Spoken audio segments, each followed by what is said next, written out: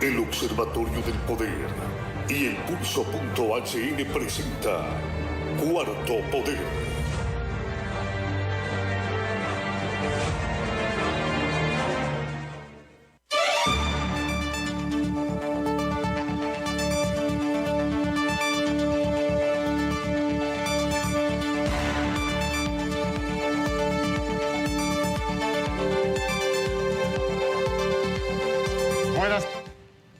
Buenas tardes, amigas y amigos, bienvenidos a esta emisión de Cuarto Poder. Saludos a César Monzón en los estudios de CHTV. Cristian Maradiaga y Ronald López. Cristian Maradiaga en los estudios de TV Globo y Ronald Maradiaga en los estudios de Radio Globo. Sean bienvenidos a esta emisión. La cultura en el país, desde los entes gubernamentales responsables de fomentarla, impulsarla para que se desarrolle, porque la cultura es lo que nos une como nación, nuestras tradiciones, nuestras costumbres, más el arte, que comprende la generalidad cuando hablamos de literatura, música, los bailes, los alimentos y el teatro. Les comentábamos ayer que el escenario móvil está abandonado en una unidad militar. Los militares aseguran que le dan mantenimiento, pero si nosotros hacemos así una reseña, del año 70 que se creó la Secretaría de Cultura, Artes y Deportes, se fue reduciendo, hasta que en la administración actual ha quedado en una dirección que hasta hoy me voy a enterar dónde está ubicada, o quizás esté igual que el escenario móvil en alguna unidad militar. Pero queremos hacer brevemente del dinero que se destina para fomentar y impulsar el desarrollo de la cultura en el país.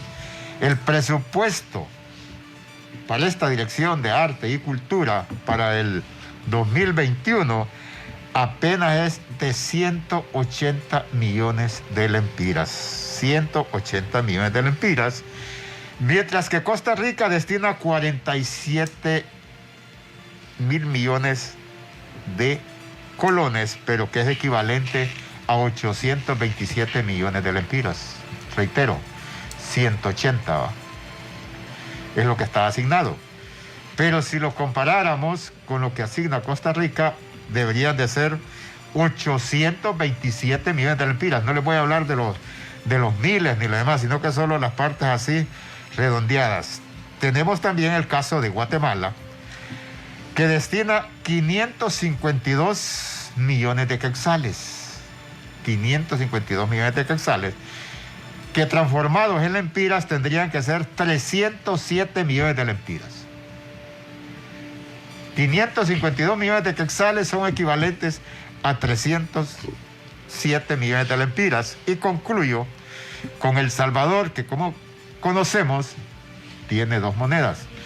Entonces El Salvador destina 23 millones de dólares en lempiras, equivalente a 565 millones de lempiras. 23 millones de dólares. Sí, hablamos del cambio, serían 565 millones de lempiras. Como les reitero, no vamos a echar en cuenta los miles ni las centenas, solo vamos a lo redondo.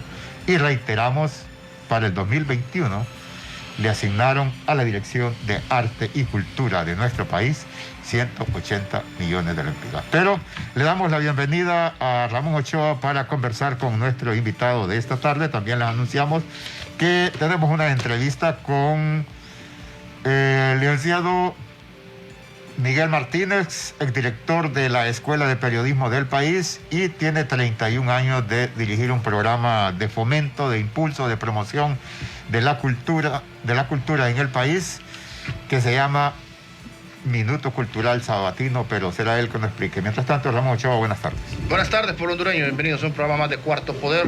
Hoy es día viernes 8 de enero del año 2021. Finalizamos la primera semana de este año al aire a través de este espacio Cuarto Poder, un espacio propositivo. Tratamos de aportarle a nuestro país cada tarde, gracias a los invitados que se hacen presentes, Y bueno, para variar, después de un año duro, de estar abordando el tema de salud, el tema político, el tema económico, el tema de la corrupción, etcétera.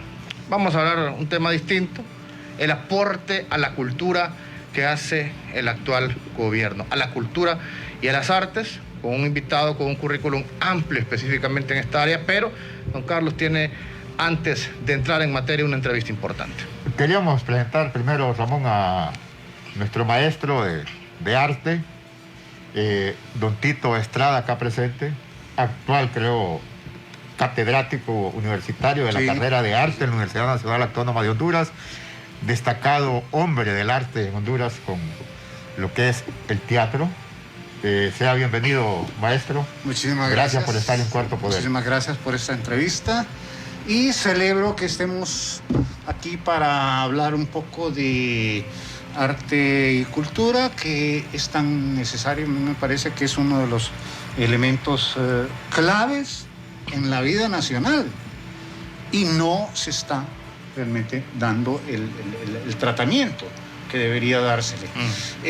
Por otra parte, estábamos hablando del aporte que hace el gobierno al arte y a la cultura. Yo quisiera plantearnos también el aporte que hace el arte y la cultura al desarrollo del pueblo hondureño, ¿verdad? Para que no nos quedemos solamente en esa elemental función del Estado, que es financiar los bienes sociales. Ya vamos a entrar en detalle sobre eso, don Tito, pero cuéntenos, usted es docente de la carrera de artes, es coordinador del diseño curricular de la carrera de teatro que está en proceso, sí. Además es actor, dramaturgo, director de teatro, director de cine. Cuéntenos un poquito de su recorrido en este tema del arte y la cultura. Sí, bueno, precisamente en diciembre estaba cumpliendo ya 67 años de que me inicié en el cuadro artístico de Radio América. Perdón, 57 años de que me inicié en el cuadro artístico de Radio América con un cuento que se llamaba Cara Sucia. Ahí trabajamos Abelardo Enrique Avendaño, Julio López Fuentes. Con el cuadro artístico trabajamos con Luciondina Enríquez, un abrazo y todo mi amor para Luciondina, que está todavía presente, está un poco delicada de salud, pero está con nosotros, ¿verdad? En este avatar que es llevar el arte y la cultura al pueblo hondureño. Pero luego del cuadro artístico de Radio América, cuando fui creciendo, siempre me vinculé a la radio porque con un amigo de infancia teníamos una radio que se llamaba Radio Juvenil. Y salíamos de la escuela corriendo todos los días a poner música. Los éxitos de los Beatles, los éxitos de los Monkees, todo lo que era la música de aquel momento, la música de los cantantes mexicanos, Enrique Guzmán, etcétera, etcétera, etcétera. Entonces, posteriormente fue que me dediqué por 9 años al escenario del rock hondureño. Y posteriormente, ya en los años 70, ingresé al teatro. Primero como estudiante de la Escuela de Arte Dramático de Honduras y después como miembro de la Compañía del Teatro Nacional, que era un ejemplo maravilloso. Quiero resaltar de que esa compañía se logró crear porque los 5 grandes figuras que tenía el teatro hondureño, que eran Francisco Salvador,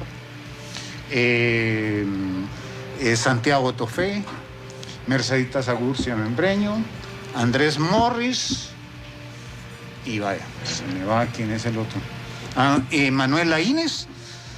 Los 5 grandes figuras apartaron todas sus diferencias, apartaron todos sus quehaceres personales y de grupo y se juntaron para crear una institución que realmente le diera cuerpo a una política cultural y una política teatral en Honduras. De eso vamos a hablar, de las políticas institucionales y aporte, como decía, que hace la sociedad, porque el hecho que no haya el apoyo institucional no es que sea parado, pero ¿qué debemos entender por cultura? Los hondureños siempre recurrimos al folclore o a las danzas garífunas. ¿Qué es la cultura en una nación? Bueno, pues una cultura de una forma sencilla, resumida, diremos que es el conjunto de valores, creencias, ideas, conductas, tradiciones y formas de ser que tiene un determinado pueblo. Una identidad cultural es un elemento que unifica a un grupo, pero lo diferencia de los demás. Entonces, el valor de la cultura está en la diversidad cultural. ¿Por qué? Porque es donde convergen, ¿verdad? Todos los pueblos con todo ese mundo simbólico, maravilloso, ¿verdad?, que tenemos todos, de las diferentes creencias, y es en la cultura donde se puede dar unidad en la diversidad. Podemos ser diferentes y estar trabajando en lo mismo, con los mismos objetivos, con los mismos credos, pero siempre teniendo como la cultura como eje centralizador de las diferencias, de las manifestaciones diversas y especialmente de algo que por lo general dejamos de lado nosotros, que es el sentir. ¿Cómo se siente? Muy pocas veces llega alguien y le dice, ¿cómo se siente? En una entrevista, siempre le dicen, ¿qué piensa? ¿Qué opina? ¿Qué dice? ¿Qué siente? ¿Cómo está? ¿Cómo está adentro? ¿Cómo está espiritualmente la persona? ¿Cómo se puede configurar un individuo que está en medio de esta incertidumbre, que está en medio de este caos totalmente estructurado que tenemos? Imagínense qué contradicción, ¿verdad? Un caos estructurado en el que estamos viviendo. ¿Me está diciendo que es un caos planificado? Oh, por eso es buena la cultura, ¿va? Porque usted es capaz de integrar a mi discurso las palabras según las captó, según las piensa, ¿verdad? Entonces, digamos que la estructura se planifica. Entonces, yo digo un caos estructurado, pero se dice un caos planificado, y podríamos ir desarrollando ideas en el mundo de la cultura. Tenemos eso. Eso es lo maravilloso del enfoque de cultura, de la problemática social, de la problemática económica, de la problemática histórica, ¿verdad?, de los diferentes temas que nos atañen como miembros de una sociedad. Podemos de alguna manera construir entre todos un concepto, ¿verdad? Y yo creo que ese es el enorme llamado que necesitamos hacer los hondureños hoy en día. Vamos a encontrar dentro de nuestras diversidades, dentro de nuestras diferencias, cuáles son los ejes que nos hacen constituirnos como una sociedad. Ya está claro que los grandes paradigmas mundiales que habían de lo que son las sociedades democráticas, etcétera, etcétera, tienen una crisis, la han tenido durante mucho tiempo, y poco a poco esa crisis está empezando a brotar como una inundación subterránea, ¿verdad? Que de repente uno dice, ¿y esta agua de dónde salió? Bueno, y de paso hiede. Sí, bueno, también es lo que te digo. Puedes opinar, puedes integrar, puedes decir, puedes pensar a tu manera, integrarlo todo a un solo discurso. Me va a permitir, profesor, vamos a escuchar a don Miguel Martínez y a nuestros televidentes y estimados oyentes a nivel nacional e internacional. Nos trae acá con el profesor Estrada a hablar de ese escenario móvil que se está deteriorando en una unidad militar, y si no está deteriorado, pues pronto lo estará, pero que no se le da utilidad y hay una inversión. Ante todo, Miguel es un amigo de mi infancia. Miguel Martínez. Saludos, Miguel. Escuchamos al profesor Miguel Martínez. Bueno, hay que partir de la parte histórica. En el caso de Honduras, hasta el año 1975, las actividades culturales eran parte de las funciones del Ministerio de Educación.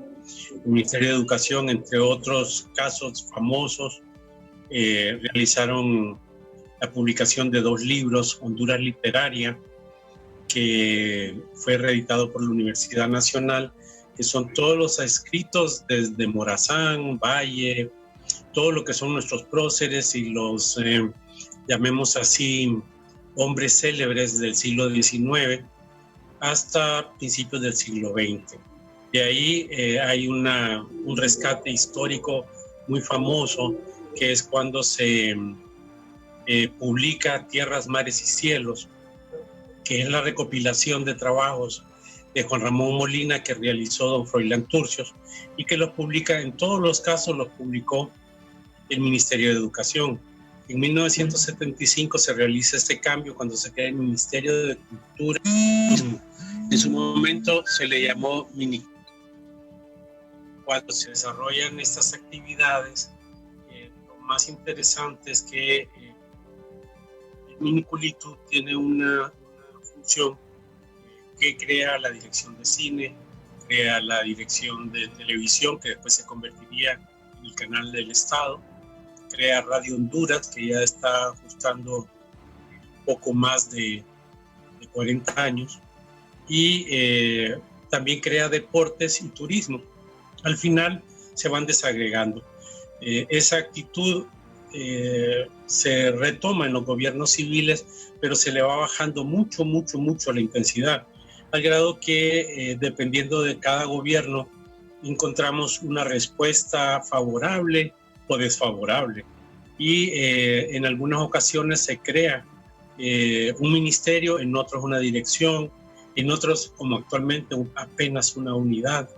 Y en el caso de lo que usted menciona, es una donación que vino a Honduras en el gobierno del presidente Flores, a finales del gobierno del presidente Flores en el año 2000, y que se le dio uso, creo, tanto en el gobierno del presidente Maduro como el del presidente Zelaya.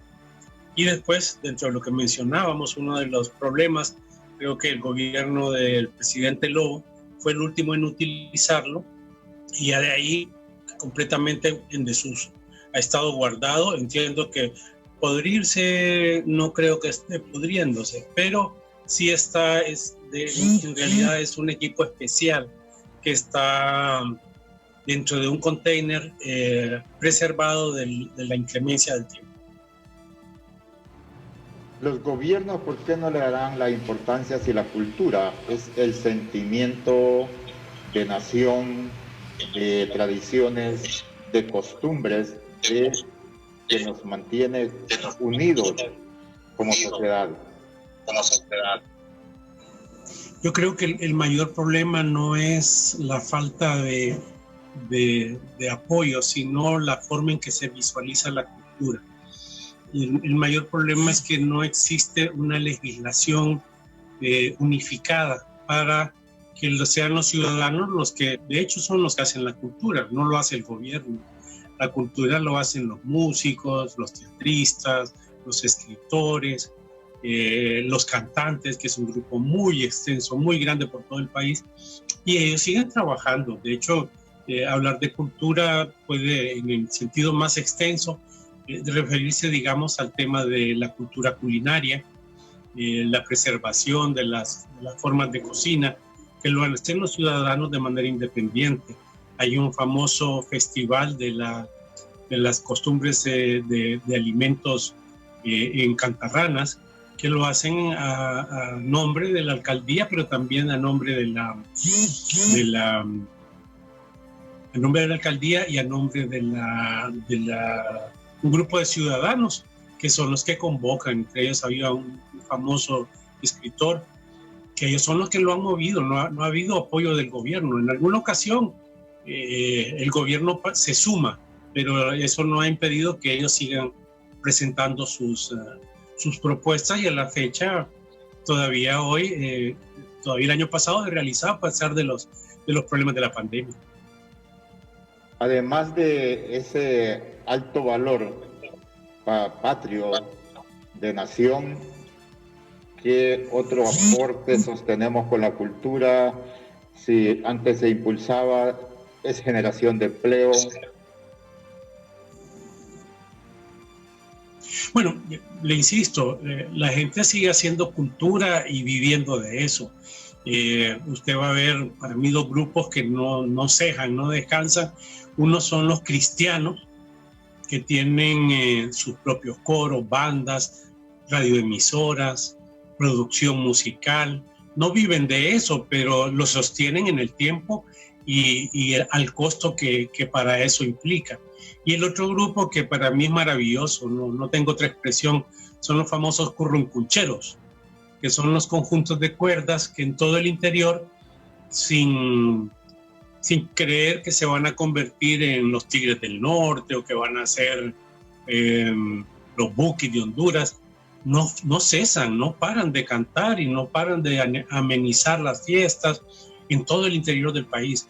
Esa gente tal vez no sea tanta ni tan visible, pero sí es un grupo significativo. Y de ahí súmele todos los escritores, que aquí escribir es un acto de fe, no es para vivir de la escritura. Si usted escribe es porque, si es poeta peor, es porque tiene un interés en publicar, pero de ahí esperar que puede vivir de eso es totalmente alejado de la realidad.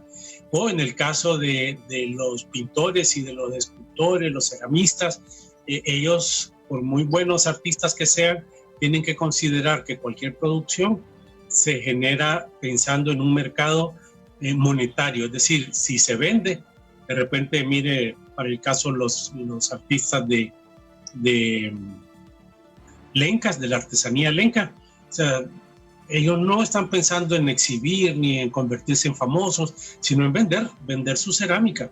Igual hacen los que manejan el junco en Santa Bárbara, o la gente que trabaja aquí en Valle de Ángeles, en el centro artesanal, que todavía sigue siendo una inversión del gobierno de Honduras, donde todavía se prepara la gente para producir artesanía. O sea, sí existe, la gente sigue haciéndolo y lo hace sin necesidad del gobierno. Realmente la cultura no depende del gobierno. Qué bueno que el gobierno impulsara más, pero no lo hace.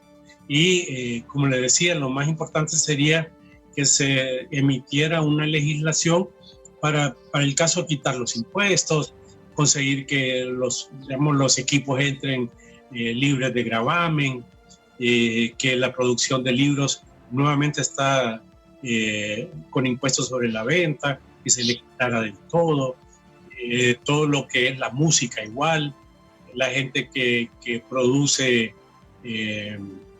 videos o que produce cine, vive con las uñas también. Cuando no tienen opciones, ¿qué pueden producir? Le agradezco mucho, profesor Martínez, y le consulto, ustedes tienen ya décadas de promover un espacio cultural a través de Radio América. ¿Cómo han logrado mantenerlo? Mire, en primer lugar es el programa Herencia de don Guillermo Castellano, el Minuto Cultural.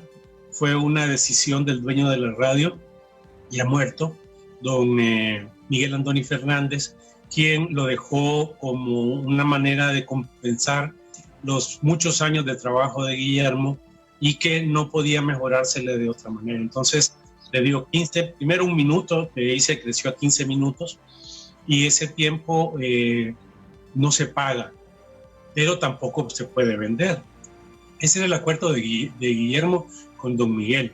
Y después, a la muerte de ambos, la heredera, la única heredera, los demás son varones, acordaron y el programa se mantenía. De eso ya son 31 años, eso es lo que tenemos. Lo hacemos de buena fe. Germán Reyes, su servidor, en algún momento estuvo Héctor Espinal, Roberto Gude, para mencionarles lo que estuvimos al pie del cañón. Actualmente nos acompañan Alejandro Padilla y Sandrita Sandrita Maris. Con ellos seguimos haciendo el programa de buena fe, como todos los fines de semana, sin anuncios y sin ningún tipo de lucro. Se habla de una ley. Le agradecemos al profesor Miguel Martínez, el director de la Escuela de Periodismo, Universidad Nacional Autónoma de Honduras, un hombre que le ha dedicado también a la promoción de la cultura en el país, espacios que existen muy pocos. Le agradecemos mucho, Ramón Ochoa con don Tito Estrada. En efecto, y en este caso de este escenario móvil, que es una nota que resaltó Diario Digital El Pulso, que tiene ya muchos años de estar prácticamente abandonado, sin uso. ¿Qué conocimiento tiene sobre ello, don Tito? Bueno, en primer lugar quisiera dejar una cuestión clara. La gestión no fue de parte del gobierno de Honduras hacia el gobierno de Suecia. El escenario móvil es una iniciativa generada por la Asociación de Actores de Suecia. Es más bien ellos que se interesaron porque Suecia entró a Honduras a colaborar con los damnificados del Mitch y la restauración de este país. Entonces, en medio de todas esas políticas que se desarrollaron, y acuerdos y convenios y tratados y idas y venidas, de repente un día me consultaron si Honduras necesitaba un escenario móvil. Y así lo mismo se consultó a Leticia Oyuela, y sería errático decir a quiénes, no recuerdo bien porque no estaba preparado para pensar en ello, pero fui de las personas que dieron su aprobación para que el escenario móvil viniera a Honduras. Estuve durante todo el proceso de construcción y montaje del escenario móvil, y este escenario funcionó durante 12 años. Desde 1998 a 12 años al, ¿qué? ¿2000? Sí, 2010. 2010. Entonces sucede que tenemos diferentes etapas, ¿verdad? En el funcionamiento del escenario móvil. Primero, el escenario móvil, por raíces de gestión del que fue director del escenario, Hermes Zelaya, se gestionó un fondo de Suecia para financiar los espectáculos que se iban a presentar en el escenario móvil. Y espectáculos de artistas independientes, ¿no?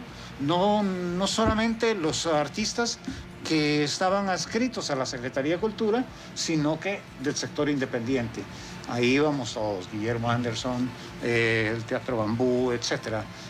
Y además de las danzas folclóricas que dirigía Carlos Genisotti, y otro muchacho muy bueno que hizo una labor increíble. La orquesta sinfónica, los cuartetos, los grupos de música popular, los grupos de teatro, y en fin, todo el arte independiente también estuvo trabajando con ese escenario móvil. Luego, parte de los gastos también de presentaciones, de movilización, porque movilizarlo era fuerte, un trabajo fuerte. Era conseguir un cabezal, porque el escenario se instalaba a partir de un tráiler, ¿cómo se llama estas? Contenedor. Un contenedor. Un furgón que le decimos. Sí, exacto, un furgón que había que movilizarlo con un cabezal. Sí. Entonces, con las municipalidades y con las organizaciones de las ferias de los pueblos de Honduras se lograba... Los comités de feria. Sí, los comités de feria se lograba llevar el escenario. Hubo momentos en que se hubiera querido tener 2 o 3 porque la solicitud del escenario móvil era bastante. Una anécdota, que cuando se estaba construyendo el escenario móvil yo me acerqué al que era el director de la Asociación de Actores de Suecia y le dije yo, porque estaban instalando ya el sonido y todo, y le digo, oíme, ¿qué capacidad tiene este escenario? Y me dijo, pues a los Rolling Stones le quedarían chiquito, pero de ahí puedes presentar cualquier espectáculo. Eso, y estuvo siempre manejado por la Secretaría de Cultura, Artes y Deportes, ¿verdad? El mantenimiento se le dio por parte de Suecia, y posterior a esta situación, cuando se retira Suecia, cuando ya no hay fondos de la cooperación internacional para poder movilizarlo, darle mantenimiento, porque solo el aseo y mantenimiento de la carpa que lo cubría era un trabajo, digamos, al cual no estamos acostumbrados nosotros. En otros países es muy común ver escenarios móviles. En Honduras solo uno. Y hoy en día ha estado paralizado desde hace mucho tiempo. No sé exactamente en qué unidad militar se encuentra. Ellos, según me han dicho, ellos le han dado el cuidado necesario. No creo que el mantenimiento necesario, porque hay equipo de sonido, hay equipo de luces, que además con el tiempo la tecnología ha ido cambiando, ¿verdad? Y sería bueno crear una comisión, si es que importa, ¿no? Si es que en este país es importante, si es que es necesario, crear una comisión para que se pudiera ir. Comisión encargada por los artistas, compuesta por artistas, los técnicos que estuvieron manejando el escenario móvil durante esos 12 años, y porque no es un trabajo cualquiera, un trabajo especializado, ¿verdad? Tampoco es el trabajo de un escenario cualquiera, es de un escenario móvil. Incluso hubo un momento que hubieron problemas porque la máquina, como producía tenía su propio sistema de generación eléctrica, hubo problemas por la falta de mantenimiento. Y el mantenimiento lo financiaba Suecia. Entonces habría que ver cómo se podría evaluar eso, ya que sale a la palestra, ya que en estos momentos en donde las prioridades son la sanidad, son la seguridad, son otras, de repente salta una ranita fuera del agua, el escenario móvil. Entonces, de alguna manera, atrás, en la memoria nuestra, está pendiente ese temita de la cultura. El escenario es un instrumento cultural y debe servir como tal, y debemos ahorita aprovechar que estamos en este año, ¿verdad? Iniciándolo, con nuevas expectativas, con una experiencia tremenda y terrible, nefasta para muchos, a nuestras espaldas, ¿verdad? Y esperando un año con nuevas ilusiones, ¿verdad? Con nuevas ideas, con nuevos proyectos, un año político que debería ser precisamente enfocado también y aprovechado, y en eso llamo al sector de los trabajadores del arte y la cultura para que, y personas como Miguel, que desde el campo del periodismo ha estado incidiendo en el terreno de la cultura y de las artes, pues a que nos pongamos a trabajar, a crear un plan nacional de cultura, porque prácticamente se ha extinguido toda la institucionalidad cultural se ha ido desvaneciendo, se ha ido desmoronando, se ha ido eliminando, para decirlo de alguna manera más completa y tajante. Le pedimos su permiso, profesor, porque tenemos que cumplir con unos compromisos de nuestros patrocinadores. Después de ellos continuamos. Cumplamos. En efecto, vámonos con Banco Atlántida. Esta Navidad dile a tu familiar que vive en el extranjero que deposite tus remesas directamente a tu cuenta de ahorros de Banco Atlántida y participa en premios de efectivo. Son 1 millón de lempiras en premios. Si no tienes cuenta, ábrela desde el celular digital donde estés. Banco Atlántida, imagina, cree, triunfa. Noticia desde el Polo Norte. Les saluda el verdadero Santa. Y este año los grandes regalos vienen en las remesas de Banco Atlántida. Dile a tu familiar que te deposite la remesa directo a tu cuenta de ahorros y puedes ganar 5,000, 10,000, 20,000, 50,000 y hasta 100,000 empiras. Si no tienes cuenta, ábrela desde el celular. Son 1,000,000 de lempiras en premios. Participa en las remesas enviadas de estas empresas. Digital donde estés. Banco Atlántida. Imagina, cree, triunfa. El proyecto Identifícate del Registro Nacional de las Personas está realizando llamadas telefónicas para verificar datos del enrolamiento. Por favor, tomar en cuenta lo siguiente. 1. El colaborador del proyecto se presentará con su nombre y que la llamada es parte del proyecto. 2. Hará la pregunta de seguridad, el cual el ciudadano debe confirmar. 3. Responde con la información que le solicite nuestro colaborador durante la llamada telefónica. Atienda la llamada con confianza. Registro Nacional de las Personas. Hondureño, sé parte de un mejor mañana. El Registro Nacional de las Personas realiza la transición a un moderno sistema de identificación con estándares mundiales de calidad y seguridad mediante un nuevo documento nacional de identificación. Todos queremos mejorar nuestro país y somos nosotros quienes construimos la confianza y fortalecemos la democracia. Visita nuestra página web para conocer tu centro de enrolamiento. Identifícate y enrólate ya.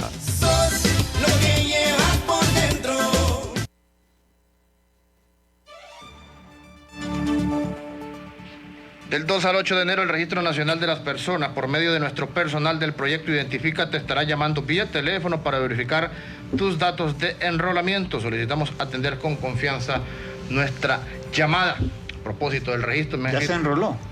Sí, no, ya. ¿Y usted también? Sí. Además, ya terminó la fecha, ¿verdad? Ya me pagó. habían eliminado, pero ya me corrigieron.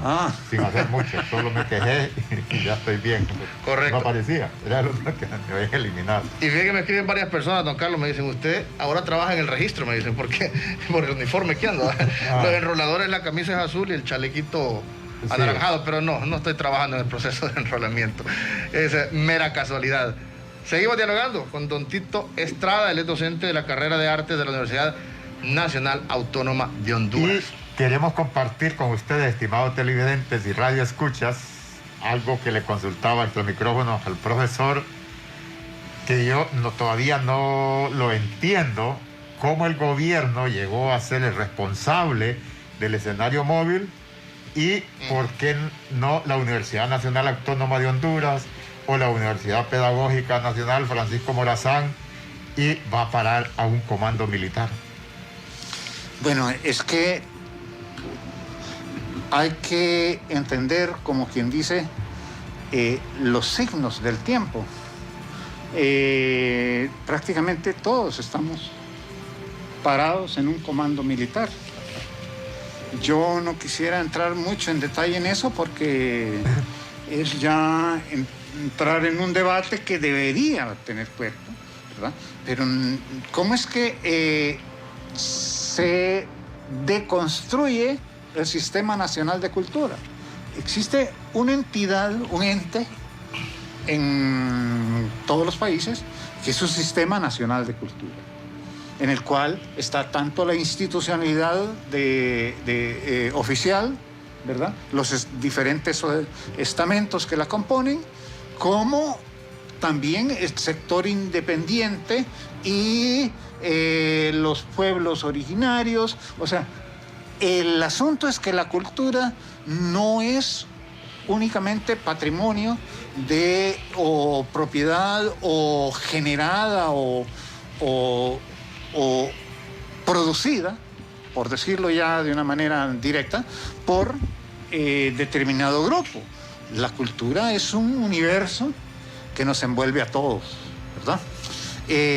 Como diría Lotman, hay una semiosfera.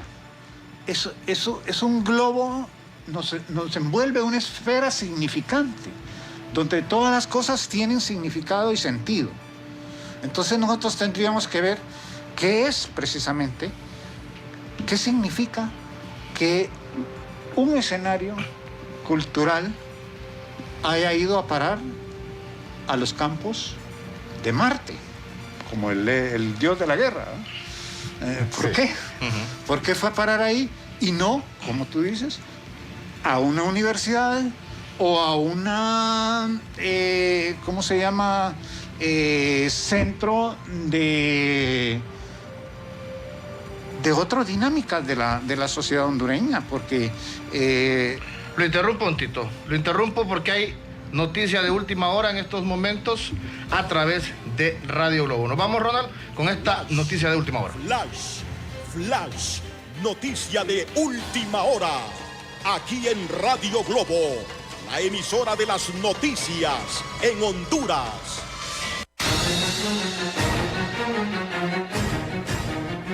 Auditorio de Radio Globo y del programa Cuarto Poder, estamos en la capacidad de confirmar que el hondureño Cristian Suazo Sánchez fue detenido por alguaciles policiales de Miami tras arribar al aeropuerto de esa ciudad con procedencia de San Pedro Sula. Repetimos, el hondureño Cristian Suazo Sánchez se encuentra tras las rejas en los Estados Unidos tras ser detenido por alguaciles policiales de Miami, tras arribar al aeropuerto de esa ciudad con procedencia de San Pedro Sula.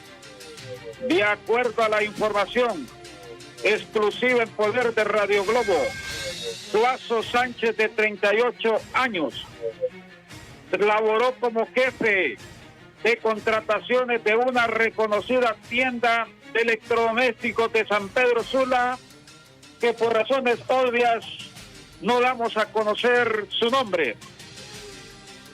Suazo Sánchez está acusado por 3 delitos, entre ellos conspiración y lavado de dinero supuestamente procedente del narcotráfico.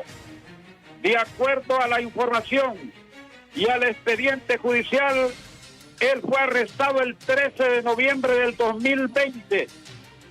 O sea, es una detención reciente.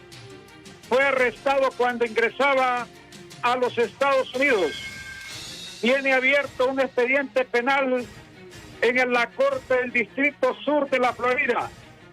Comparecerá en audiencia preliminar el 22 de febrero de este año a las 11 de la mañana ante el juez John O'Sullivan. Esta es la información de última hora.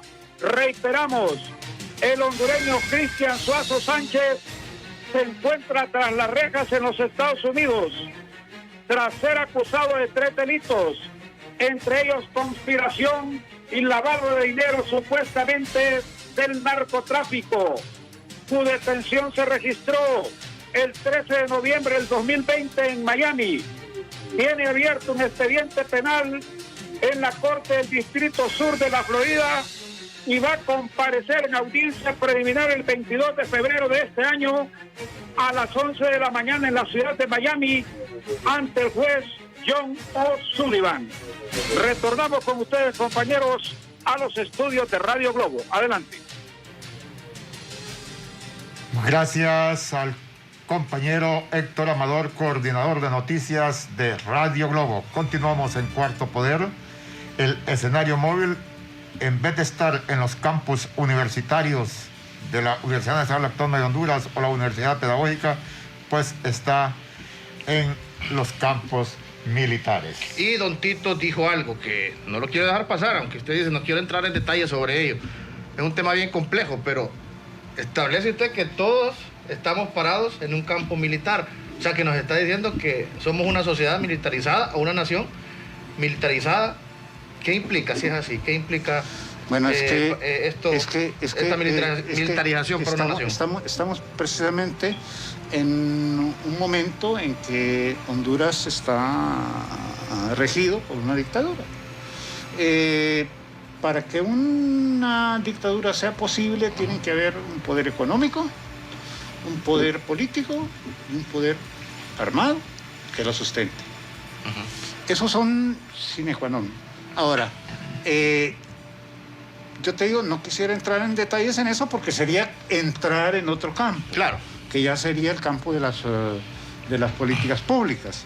Pero es interesante la pregunta, ¿por qué ha ido a parar a un campo militar cuando no necesariamente tendría que ser los militares? Aunque no dudo, yo fui miembro del conjunto del primer batallón de infantería en 1971.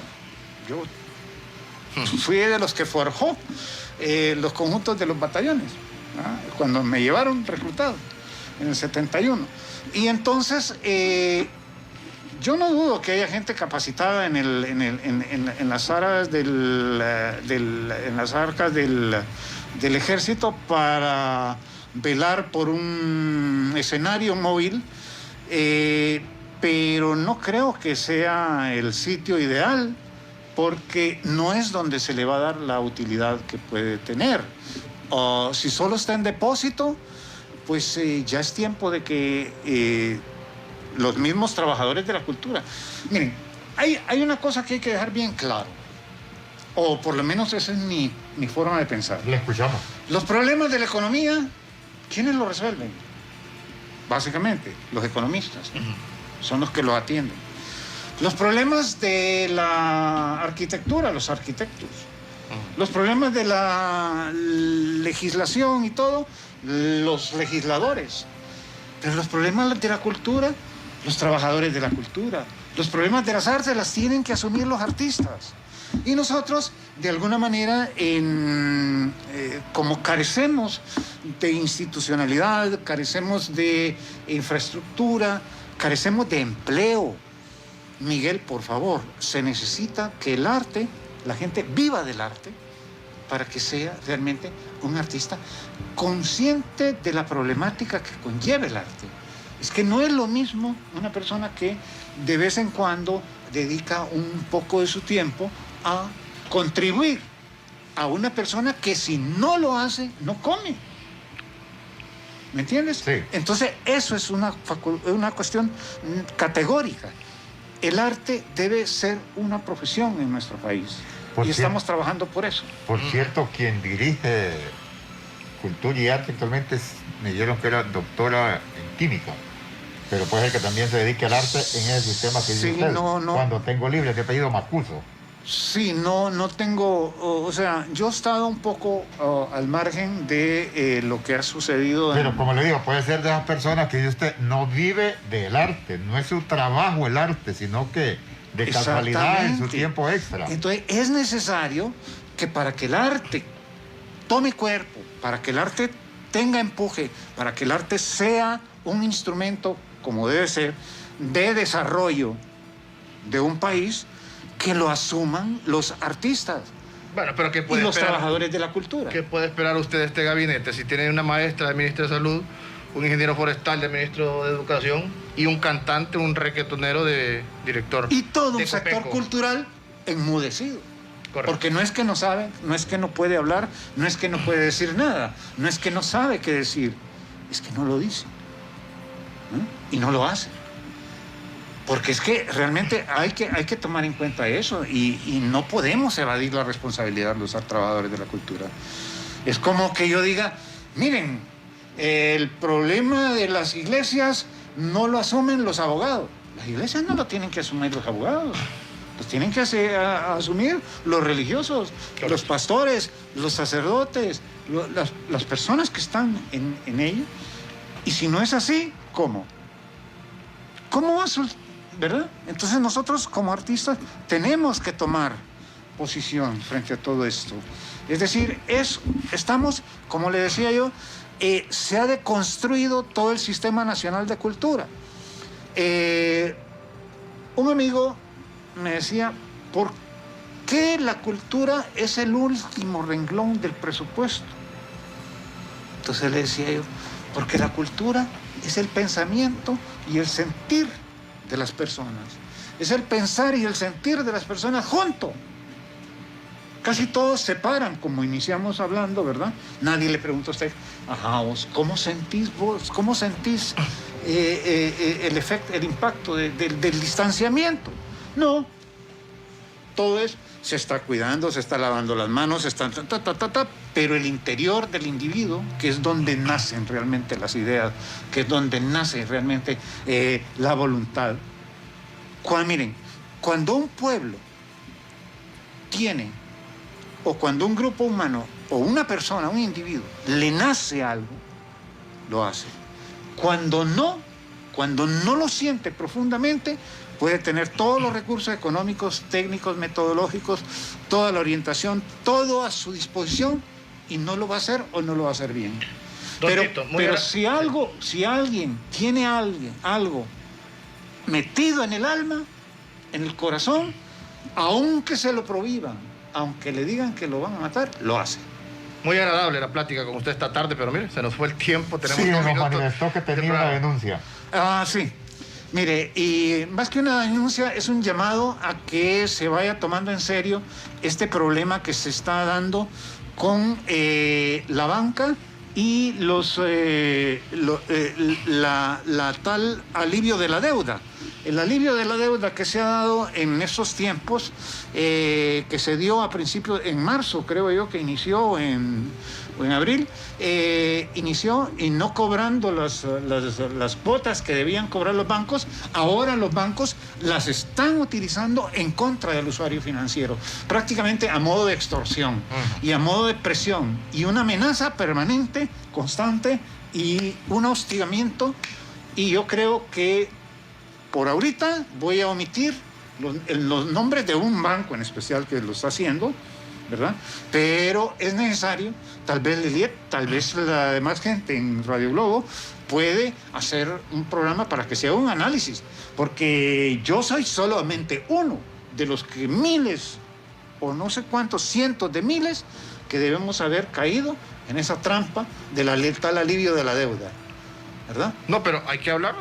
Con nombre y apellido, don Tito, porque a veces generalizar, pues, las políticas de cada banco son distintas. Yo, por ejemplo, le voy a decir claro, un familiar hace poco fue a Banpaís y lo mismo le sucedió, ese alivio de deuda. Dijeron que solo eran los primeros 3 meses, allá por junio, julio, agosto, creo, de la pandemia.